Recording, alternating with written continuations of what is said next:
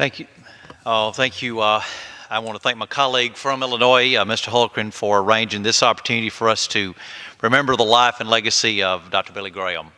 Although I have to say it's not an easy task to find words that sum up his life. Not because Billy Graham is not worthy, but because words in a few sentences seem incapable of describing a life that had such a large impact on literally the entire world.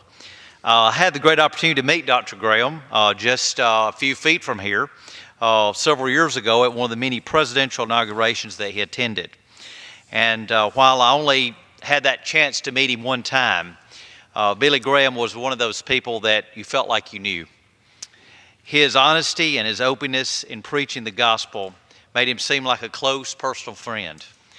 I have fond memories growing up in my hometown of Haleville, Alabama, of being at my grandparents' home.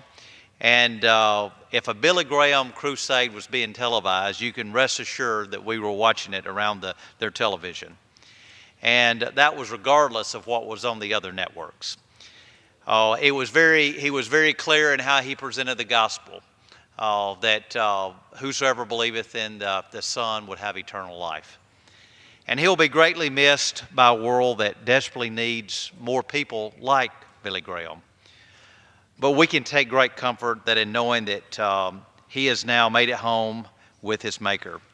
Author James Allen Francis, in writing about the impact of Jesus Christ on the world, wrote this: "All the armies that ever marched, all the navies that ever sailed, all the parliaments that ever sat, all the kings that ever reigned, put together have not affected the life of man on earth as much as that one solitary life."